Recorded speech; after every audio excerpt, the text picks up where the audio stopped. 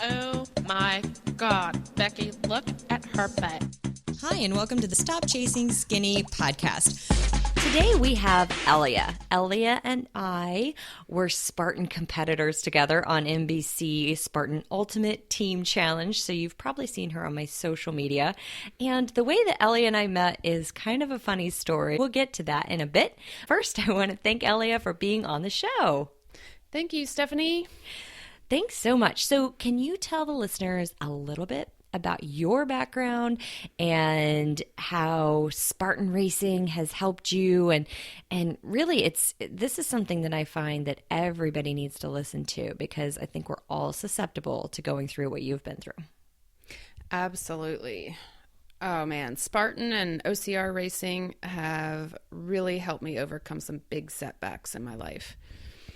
Mostly burnout. I was just feeling really stuck in my life, and so I decided that OCR was a perfect way for me to just jump in the mud physically so I could help myself get out of my mental mud rut. It was amazing what happened once I got in there.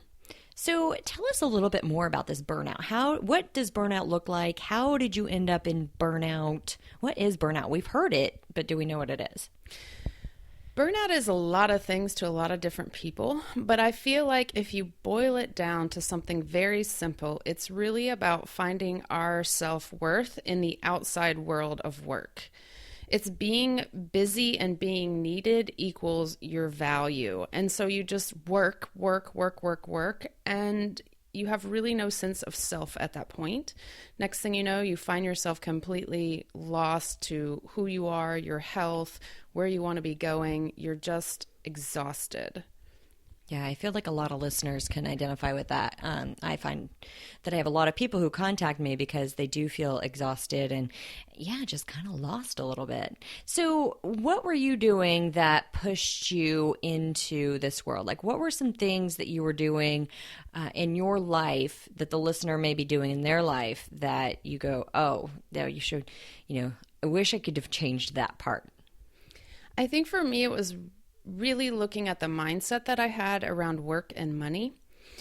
I really realized that the old adage that I kind of grew up with, which is if you work hard, then you'll make money, was reality, was true. And so I just kept working harder and harder and harder, thinking, oh, I'm not working hard enough because I'm not getting the money that I think that I need. And so what ended up happening was that just turned into a cycle of exhaustion and mental, emotional pain, and really just left me unable to produce anything that was really great.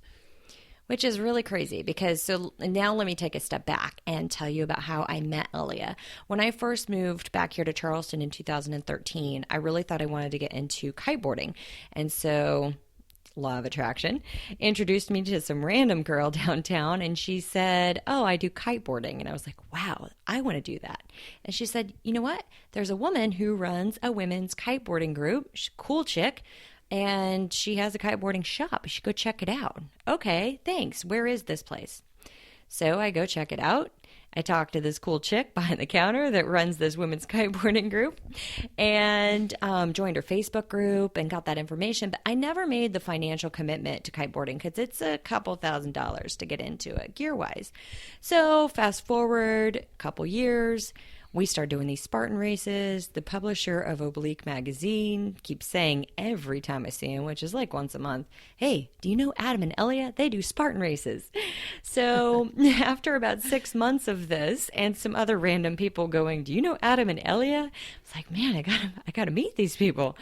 And so the casting call came out for the Spartan Race show, and it said we needed to have 2 males, 2 females. And I was like, well, I keep hearing about Elea, and then, jogged my memory. Oh, she was the girl at the kiteboarding shop.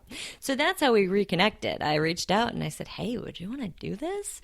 So anyway, to piece that back together, that's pretty crazy that you said that you physically didn't have anything left to even do something like kiteboarding, which was your hobby and your profession. Yes, absolutely. And I realize as well that as entrepreneurs, we are super passionate people. And sometimes that passion can actually just burn us right out.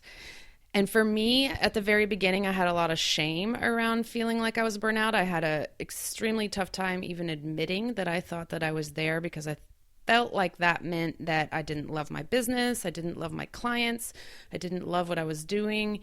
In actuality, it was the complete opposite. It was that passionate love for what I had been trying to produce that actually sort of was part of the tipping point.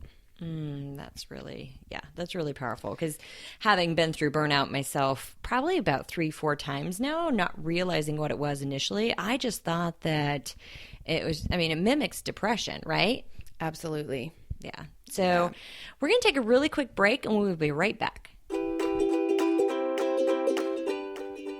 Did you download the app yet? SK Fit Life has an app. You may be listening to this show on it.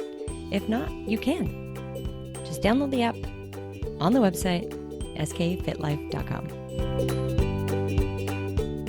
And welcome back to the Stop Chasing Skinny podcast.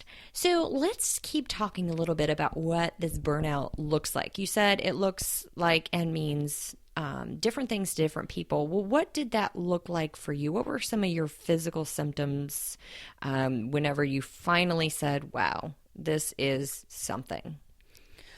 For me, it started with dizziness, a lot of vertigo, and then it kicked into nausea, fatigue, loss of appetite, and those three things combined, the nausea, the vertigo, and loss of appetite, basically left me very, very weak. I went from 125 pounds down to almost 110 pounds.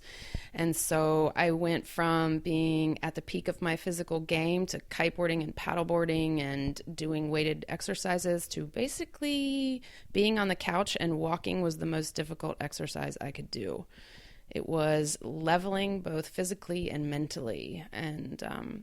But what I realized is that, burnout, a lot of it it's stress manifesting. It's not just stress. It's way, way, way too much stress. So there's a difference between being stressed and being able to kind of rebound from that easily. Usually it's small bursts of stress with breaks in between.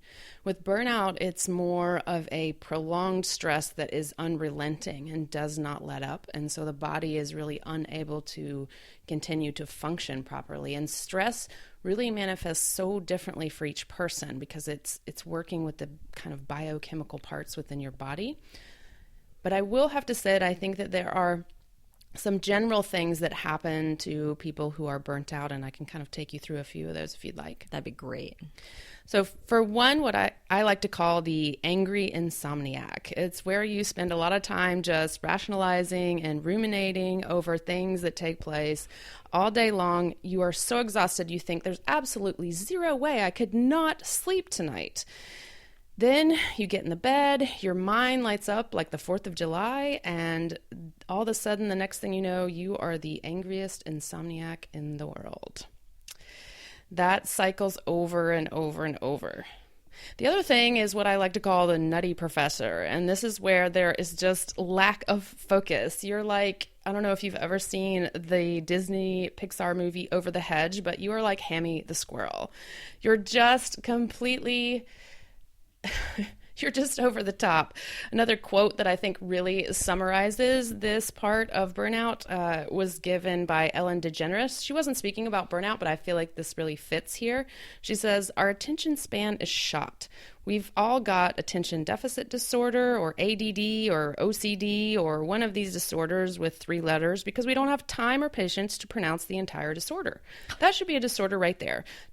TBD, too busy disorder. Wow. You can't see me, listener, but I'm dying laughing over here because I have been all of this. Probably am right now. Sounds super familiar. Yeah. The other one. What's the third one? So the third one is what I like to call the immunity of a gnat. And this is where your body is just dangerously depleted. The stress hormones have taken a huge chemical draw, and you're just really feeling like the undead. You have the strength of a gnat, and yet you have no time to rest, no anything. So you don't have time to rest, and certainly gnats don't either. So this is, again, another cycle that leads to lots of exhaustion. Wow. Yeah. The other one that gets affected a lot is our appetites. So we kind of either become a bottomless pit, we can't get enough food, or we just generally stop eating altogether, which was what happened to me. Yeah. Then, of course, there's that kind of depression you were talking about. I call it the black cloud. And in the first stage, it kind of just feels like mild sadness, or like, things are just kind of not going right. But as time goes on, it just takes on this hopelessness. It kind of just feels like, I like to say, if you've ever watched The Walking Dead, it's like Rick Grimes. He's there experiencing, he's got to slay yet another zombie. And that's kind of what I started to feel like. Was this not this again? Yeah. Like, what do I have to do right now so that I can get back in bed? Yeah. What do I need to accomplish so I can go back to sleep? Yeah, it's I like to describe it as, you think, okay, the world would just be okay. I would be okay if I were just allowed to write endless essays on the reason why it's important to stare at blank walls. Yes. That's just all you want to do. Yeah. Yeah. Yeah. Wow. I feel like I've heard this over and over again, and as a fitness professional, people come to me and think that it's their willpower. That's why they can't stop eating. They think that they think it's a lot of other things, where when they tell me what's going on in their life, I can just look and go, it's burnout. Like, you have something going on here where it's over stress over time, and you just got to take a step back. This is why I think burnout is so sneaky in a way. Mm-hmm. I like to equate it to that old sort of story about the frog in the pot. Oh, tell that story, please. So if you have a frog and you throw him in boiling water, of course he's going to jump out right away. He realizes it's boiling.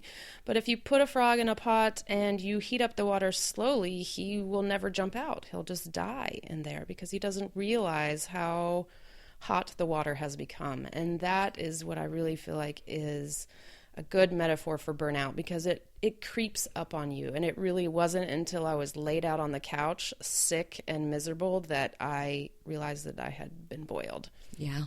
Yeah. Oh, same here. And you just can't move. Yeah, like I said, a lot of it looked like depression for me.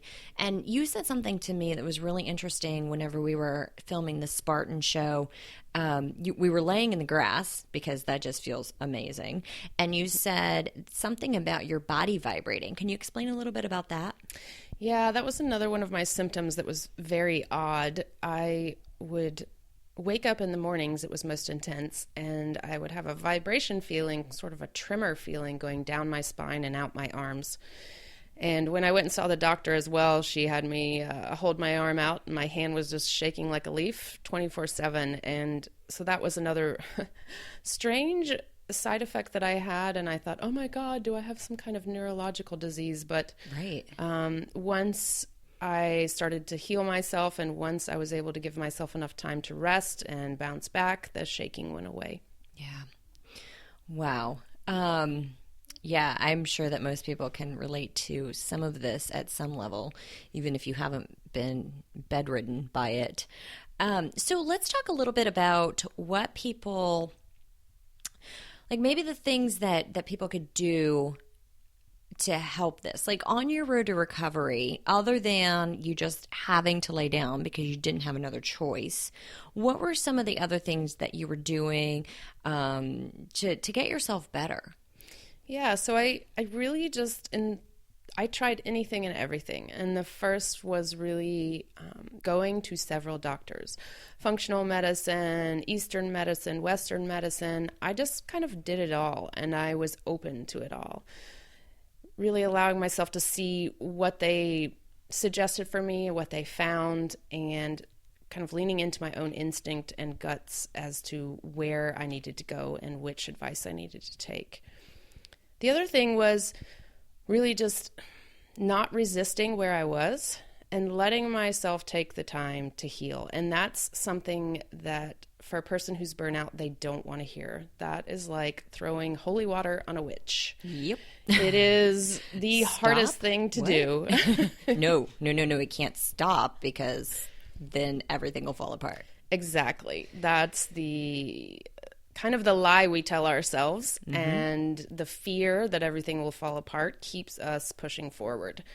And that's where I feel like the body can be such an important key player in here. If we can listen to that, if we can notice the signals from it that things are coming to a bad point, that it's something that we can really lean into. But I also have to say that I feel like for many of us, we have to get to that point of the bottom. We have to hit rock bottom before we can find our boundary, find our edge. And once we've been in that really painful place, we know what the signals are, and we know how to keep ourselves from ever going back there again. That's a great point. Like, we learn how to say no to things, So, I mean, I don't know about you, but I used to say yes to a lot of things, and a lot of people ask me to do a lot of things.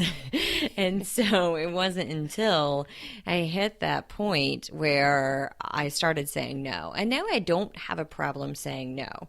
And some people will be offended and hurt and think I'm rude, but it's self-preservation, right? Absolutely. Yeah. So learning how to say no. Learning how to say no. And we grew up a lot of times thinking we don't want to say no, but in actuality, when you keep yourself healthy, then you're much more fun to be around, you're able to be productive. And so it's best really for everyone all around. Yeah, that's a good point. That's a really good point. Especially, I see this a lot with busy moms because they're taxed on every level and they don't want to say no because they feel they're going to disappoint somebody. But then if they're not taking care of themselves, they can't take care of the families, right? Absolutely. Same with entrepreneurs and businesses. Yes, I can't say that enough. We're going to get into that in a second. So we're going to take a really quick break. Did you know that SK Fit Life has a men's coaching program? Well, we do. And we will get you or your guy into and out of his workout within 45 minutes. Start building muscle, start blasting fat with me, Stephanie, and we've brought on a new coach, Coach Steve. You can find all that information right on the website under the men's training program. And welcome back to the Stop Chasing Skinny podcast. So just a second ago, I said we would talk about entrepreneurs. And so I want to tie this all together by saying, as an entrepreneur, you, maybe even a fitness entrepreneur, you tend to put your business ahead of your own fitness sometimes. I know I've been guilty of it because that to-do list is long. I'm way busier now than I ever was as a full-time employee commuting. But as an entrepreneur, you have to take care of yourself. So if you start putting that stuff on the back burner, you can really get yourself into a lot of trouble. So I really love what Elea's business name is. It's called Move, Think, Smile. I'm going to have her explain what Move, Think, Smile means. Yeah, so I created Move, Think, Smile as really a method for my own success and bouncing back from setback. And I realized that for me, move is so important. Movement is so important. And it's not just about physically moving, but also movement in our minds, realizing how our mindsets either tear us down or build us up. So I realized for me, making bold moves, whether that's physically or mentally, really turns any quicksand that I have in my life into a springboard. And that participating in activities that really challenge me physically, mentally, and emotionally, that's really what helps prep my brain to think better. And when my thoughts are in alignment with what I'm doing, when my thoughts are supporting me, not tearing me down, I can totally get to where I want to be. And that really helps me create solutions versus roadblocks. If my brain is firing on all cylinders, everything looks so much easier. It's kind of, you get used to a certain perspective and you think that's just the way things are. But in reality, we can choose at any moment how it is that we want to look at something. So if I take those two and combine them together, the result equals that I really become less vulnerable to all those outside forces, and I become what I like to say is unstoppable. And I really just smile more. And isn't that what it's all about? That is what it's all about. That's awesome. I love that. And I've talked about this a little bit before, but when we're under stress, especially the kind of stress that you're talking about, if we don't move, we don't shake it off, we just absorb that stress. That stress is even more powerful than somebody who maybe has a regular yoga practice or a regular walking practice, a regular exercise routine, because you're physically releasing that stress. If you don't move, you don't release it, you don't think very well, and you're definitely not smiling. Absolutely. I mean, scientists have proven this over and over again that, exercise movement has this neurochemical basis and that it really does help you process the stress hormones that you have running through you. And of course, it also produces those endorphins. The runner's high is a perfect example. Yeah, that's a perfect. And I hear this a lot too, since we said the runner's high. A lot of people will tell me, I've never felt the runner's high. I must not be a runner. Go and do some sprints until you feel that runner's high. All it takes, like maybe 10 minutes of 30-second sprint, 30-second recovery, 30-second sprint, 30-second recovery. That's like the best runner's high ever. And you will be smiling after that, right? Yes. And I think it's so important to look at not just, that movement, but also what is the movement in our minds, and to really realize, I think when I went through my burnout process, I thought, I had been studying a lot of New Age thought, and I thought, oh my God, is it my thoughts affecting my body, or is it my body affecting my thoughts? What's happening here? What came first, the chicken or the egg? And just really spending all this time trying to figure out what came first. And what I realized is there is no what came first. The mind and the body really influence each other in a bi-directional way. You can't have just great physical health, or let's say you can have great physical health, but it's not complete if your mental health isn't there, and vice versa. And so I really began to realize how those two interconnect. And I think that's where the process of jumping into OCR, jumping into the mud to get unstuck physically and mentally. And I needed to do that together. That's awesome. And I don't know, have you read the studies about how there is some kind of bacteria in dirt that has been shown to decrease symptoms of depression? So there's something that happens there, right? I think you're totally right, and I have heard that before, and I think about really just nature. Yeah. I mean, just getting outside it does amazing things for the human spirit. It really does. So let's talk a little bit more about your coaching that you do. So you are a coach. Your business is called Move, Think, Smile. So you obviously encourage your coaching clients to get moving. So what does that look like? So what that looks like is really just sitting down with a client and figuring out what it is that lights them up. And I think a lot of times, again, when I was talking about those mental ruts or those perceptions that we have on life, sometimes we think exercise just looks like going to the gym and working out. And they can't figure out why they're not motivated to go to the gym. And we begin to deconstruct what it is that they're really looking for. Maybe it's not about the gym. Maybe it's about signing up for a dance class or a martial arts class, or maybe it's about starting OCR. Maybe it's about learning to kiteboard.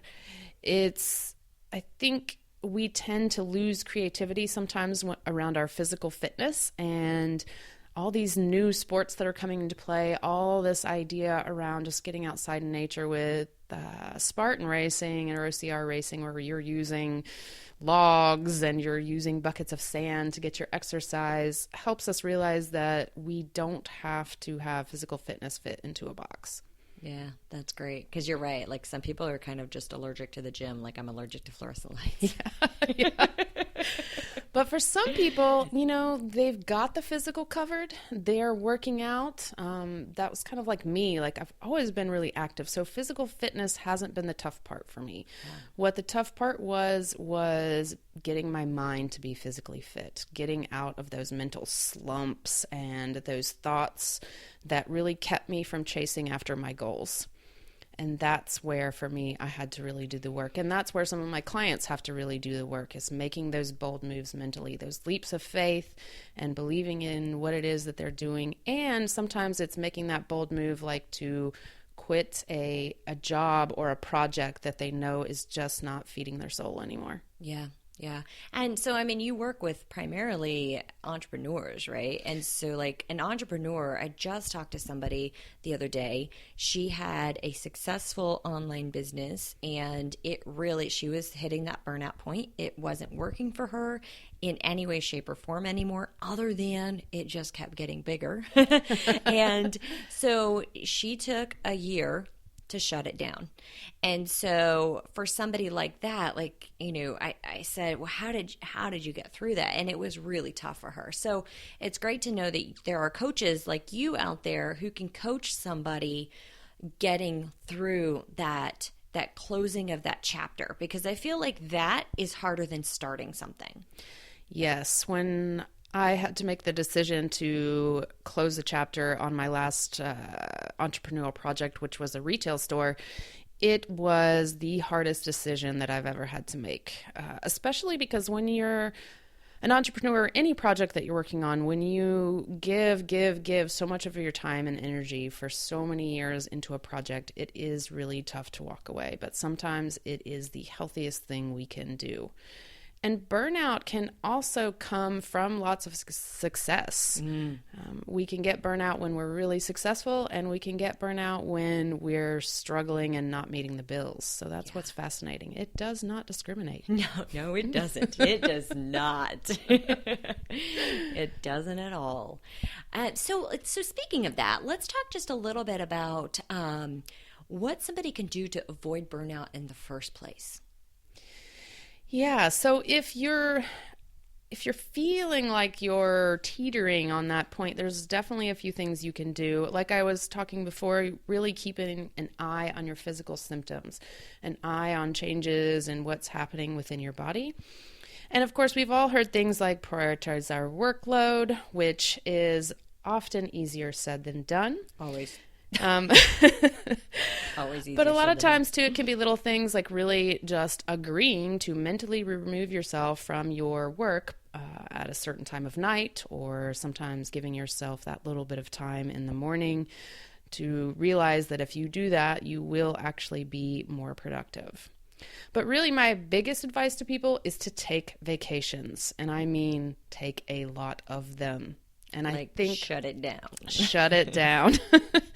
And this, again, is really, really tough for people who work a lot. And but in a lot of ways, it is only their saving grace. And they come back a lot more productive with new ideas, new creativity, new ways to look at their business. And so I can't say enough about vacation.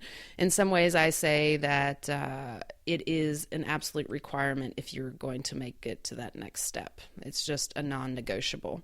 So I guess that's kind of like recovery. If you're trying to be an athlete, you can't train 24/7. You got to have some recovery, right? Absolutely. Ooh. Absolutely. Oh, I got to take that advice. And then I think the other thing is just to realize the biggest lie we can fall into is that, once we have this manager in place, or we have this much money, or we have these people hired, or if we have this type of feeling, that's when we're going to take a break. And that's where we get stumped up. That's the slippery slope. Yep. And there are so many parallels here, too, to fitness. You think, if I just lose that last 5 pounds. So I guess for anybody who has figured out the fitness formula and you're trying to figure out the entrepreneurial formula, you can draw parallels and vice versa. Absolutely. There's so many parallels between athletes and entrepreneurs. And there's so much we can learn about sport in business and vice versa. That is some good stuff. Oh, man, this has been one of my favorites because it's so near and dear to my heart, and I see it all the time with clients, and this is really good stuff. So let's go ahead and have you let the audience know where they can find more information about you, what your coaching options are, and, of course, to watch for you in our behind-the-scenes shots from the show.